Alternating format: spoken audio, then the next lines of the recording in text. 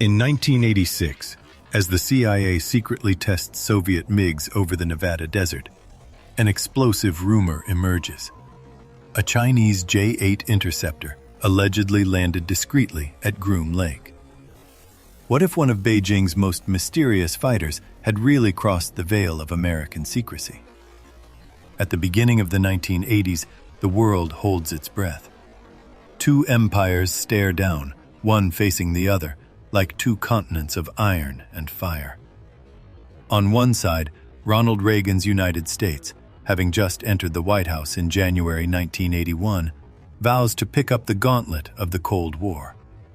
On the other, the Soviet Union, still massive, saturated with missiles and shadows, poised under the weight of its armored divisions and its aerial fleets.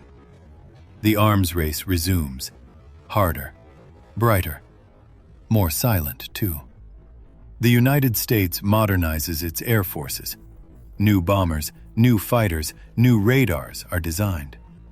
The deployment of cruise missiles is accelerated. Tactical fighter squadrons in Europe are strengthened. Air superiority is discussed as one discusses oxygen. It is not debated. It is conquered. Against this outpouring, Moscow responds. New interceptors, new surface-to-air systems, nuclear-armed bombers. On the wall maps of the Pentagon, red and blue circles multiply like constellations of alarm. In the windowless offices of the Department of Defense, in the hushed corridors of the CIA, one word reigns: preparation. Nothing must surprise. Nothing must remain unknown. 20 years earlier, in the 1960s, it broke with Moscow. Sino-Soviet split. Ideological, political, strategic fracture line. Former comrades in arms become rivals. The borders bristle with troops. Slogans turn into threats. Then, in 1972, a gesture changes the game. Nixon visits Beijing. A handshake spans decades of silence. In 1979, full diplomatic relations are established between Washington and Deng Xiaoping's China. 3 poles now: Washington, Moscow, Beijing. 3 forces watching each other, gauging each other, probing each other. In this triangulation, China occupies a unique place. It is no longer a mere satellite of the socialist camp. It seeks its path, its own power, its military modernization. Deng Xiaoping opens the economy, reorganizes the military, attempts to overcome the accumulated delay. But behind the image of a country awakening, the United States scrutinizes another reality, that of the People's Liberation Army. In the Department of Defense's detailed analyses, in the CIA's classified files, entire pages fill with numbers, silhouettes, sketches of wings and estimated radars.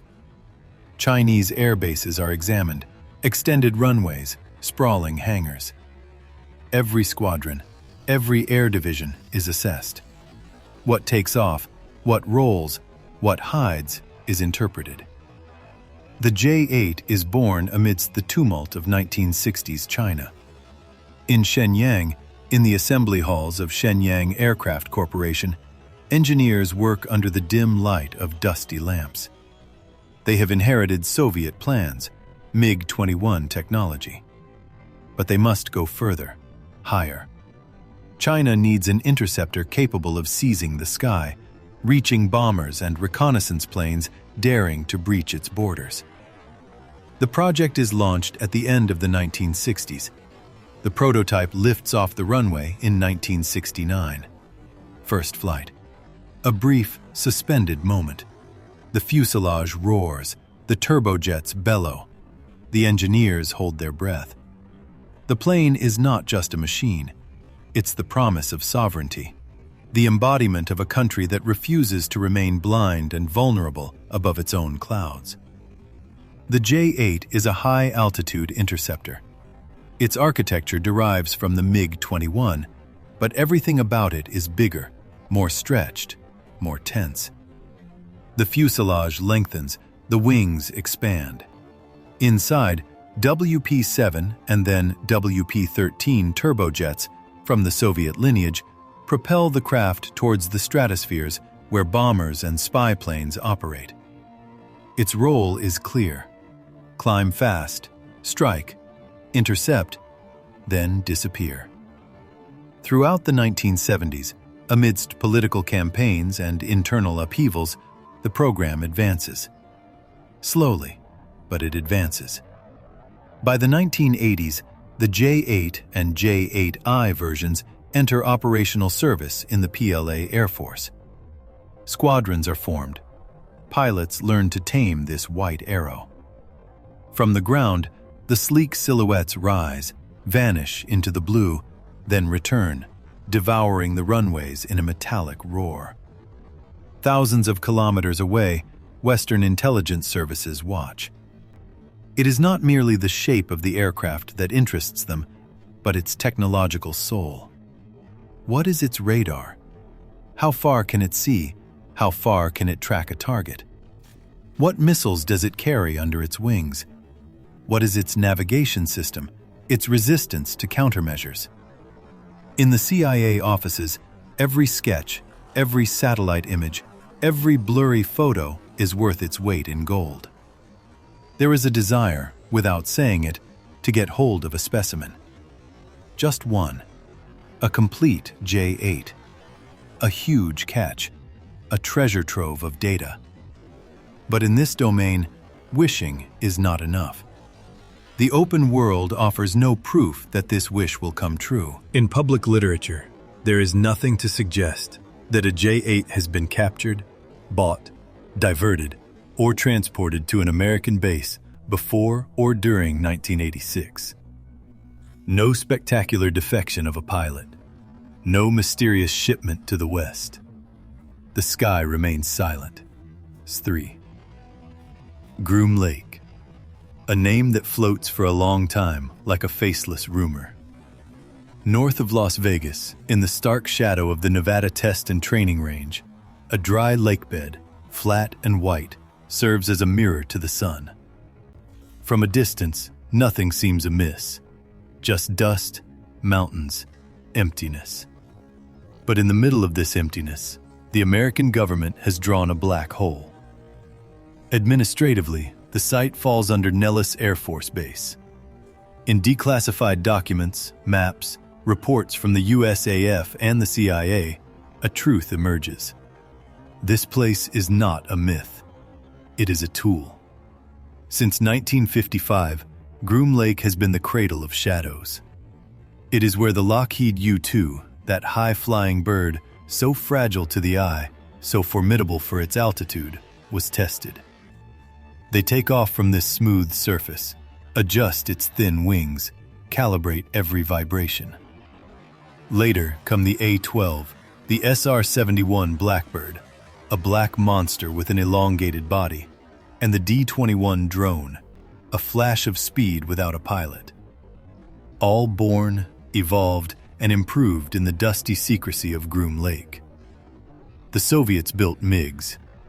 MiGs faced Western pilots in Vietnam, the Middle East, and other theaters. They were worrisome, intriguing. And so programs with coded names, rough, almost absurd, but full of meaning, arose. Have donut. Behind this odd word, an Iraqi MiG-21 F-13.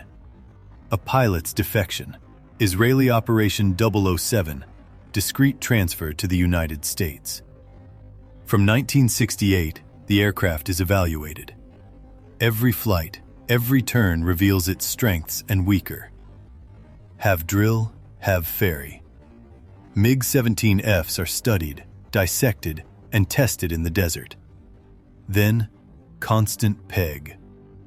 From 1977, the 4477th Test and Evaluation Squadron becomes the backbone of a unique program. MiG-17, MiG-21, MiG-23. A small Soviet origin fleet flying under American markings in the closed skies of Nevada. Hand-picked pilots, secret missions, DACT training. dissimilar air combat training. The enemy aircraft become schoolmasters. They teach American pilots how to win, how to survive.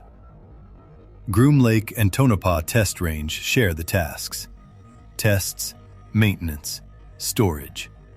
Captured or acquired Soviet aircraft from third-party countries parade, sometimes battered, sometimes intact. The confirmation is clear in declassified archives, in the testimonies of former pilots. These bases are sanctuaries for the study of enemy aerial weapons. But in these programs, an absence resonates like a hole in a list. No trace of a Chinese J-8 fighter. No line, no mention. Nothing in serious documents links this Chinese interceptor to Groom Lake in 1986. The silence here is data. Every foreign aircraft is a riddle to solve, a threat to dissect.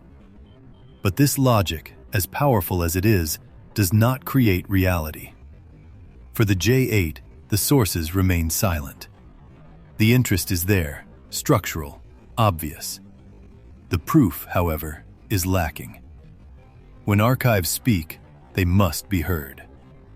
The CIA declassifications on Area 51, those of the USAF on U-2, A-12, SR-71, D-21, have donut, have drill, constant peg programs draw a clear landscape.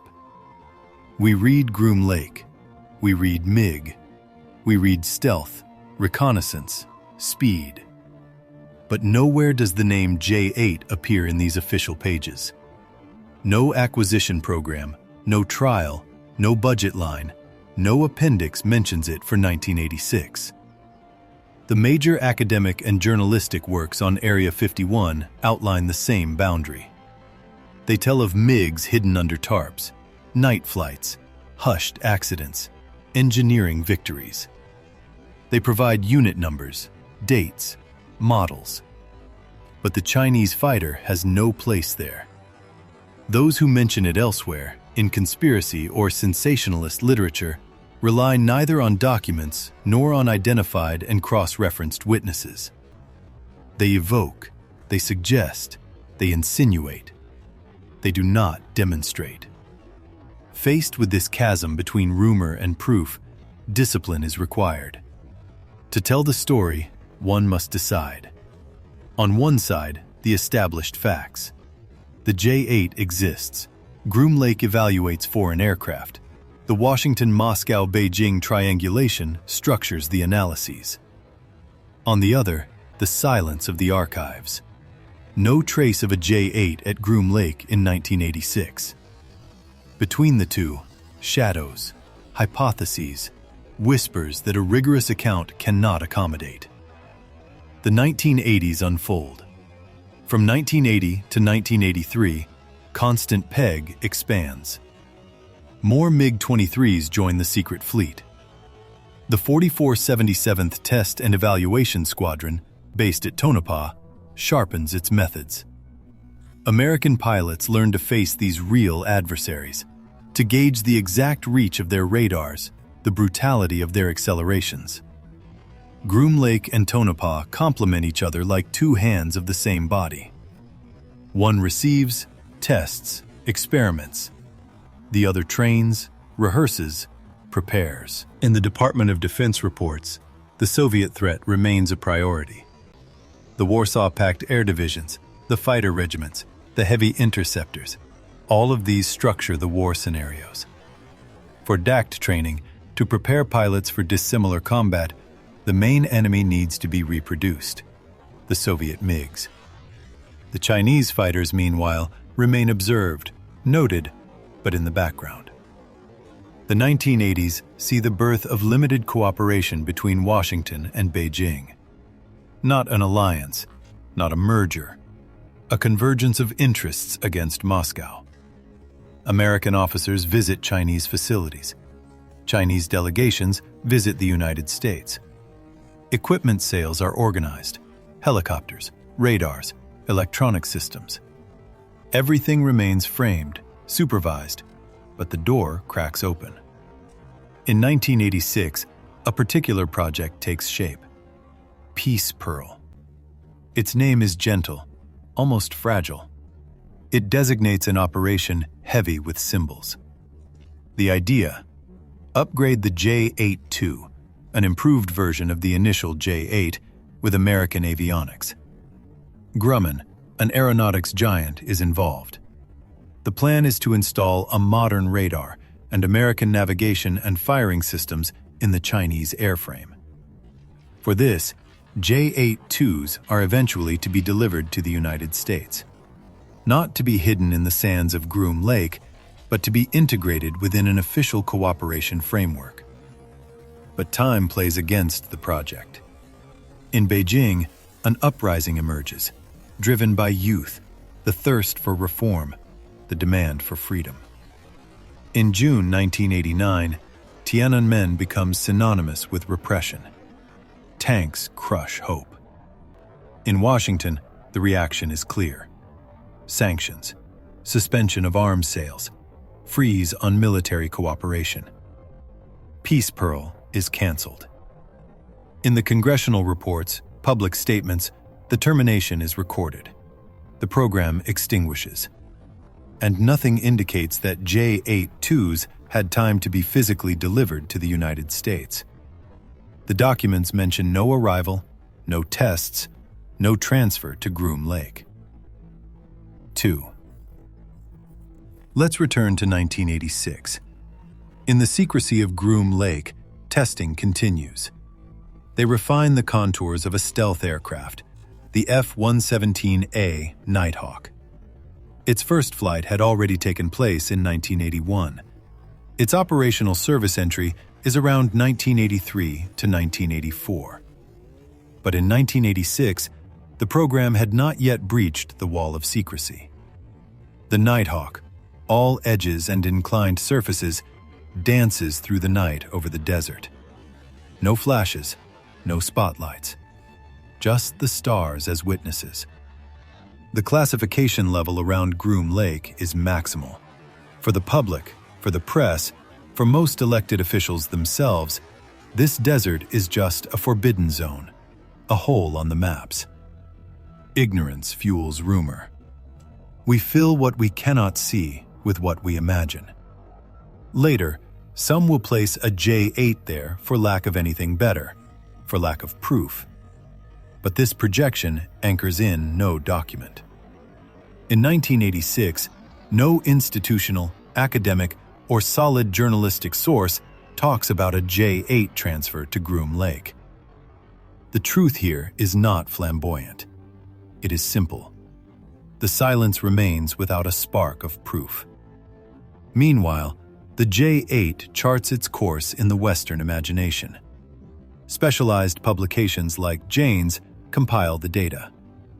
They describe the Chinese second-generation interceptor, its dimensions, its configuration, its engines, its supposed performances.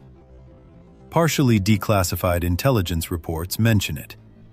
Think tanks draw cautious analyses: altitude, speed, role in Chinese air defense. But no mention of capture.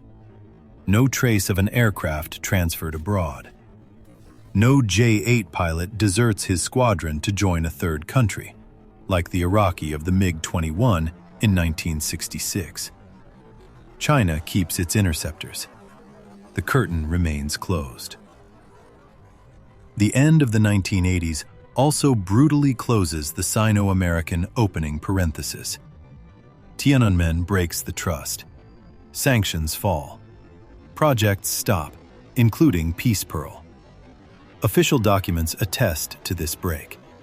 They describe the freezing of cooperation, the cancellation of the joint modernization of the J-8-2. But they do not mention J-8s secretly shipped to Groom Lake. Not a word. In the early 1990s, another wave rises, that of partial revelations about Area 51. Press articles, books, testimonies from former staffers begin to outline what was once only a shadow. It is confirmed that Soviet MiGs flew under the Nevada sun. Constant Peg is mentioned, detailing the fleet, the models, the numbers. Between 1995 and 2000, aviation historians and investigative journalists pieced together the fragments, interview witnesses, cross-check archives. Lists of foreign aircraft tested take shape. That's where the cold certainty appears. The J-8 is not listed. Even subsequent declassifications, up to 2024, leave this absence intact. We learn more about the F-117, about the family of U-2s and SR-71s, about drones.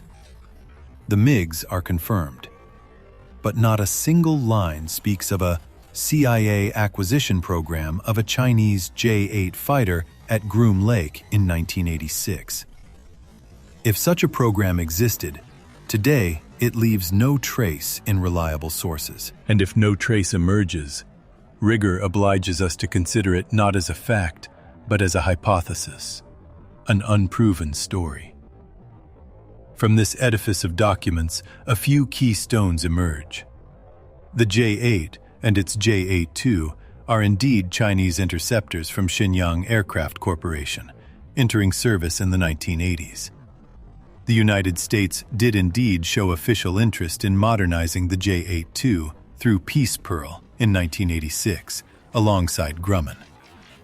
This real, documented link puts the J-8 in the context of Sino-American relations, but it does not conflate with a clandestine operation at Groom Lake. It remains a program in muted light, but not in the shadows of Nevada. Test site for U-2, A-12, SR-71, F-117A, drones. MiG-17, MiG-21, MiG-23 Evaluation Center via Have Donut, Have Drill, Constant Peg. The CIA and the USAF have developed a painstaking practice there. Acquisition, exploitation, testing of foreign materials, often Soviet, through defections, agreements, covert transfers. The lists of aircraft are dense, impressive, but none bear the name J-8. No declassified document from the CIA, the USAF, or the Department of Defense confirms a J-8 acquisition or test program at Groom Lake in 1986. No parliamentary report, no definitive investigation on Area 51, no serious academic work on foreign equipment evaluation programs attests its existence. The rare mentions of a J-8 at Groom Lake belong to a realm of speculation, devoid of corroborated witnesses, documents, official confirmations.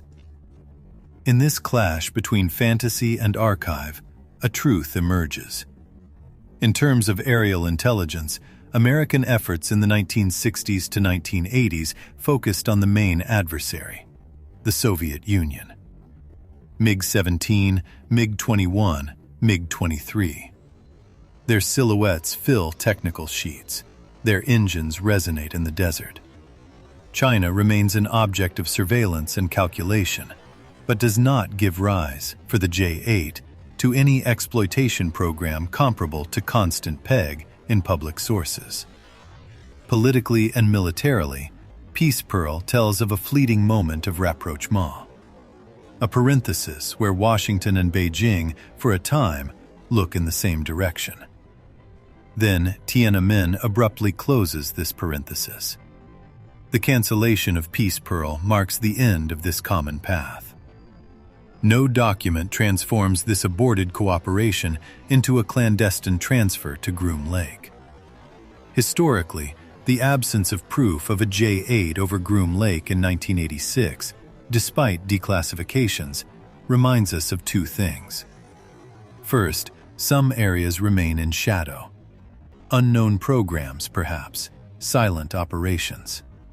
Secrecy is never fully revealed.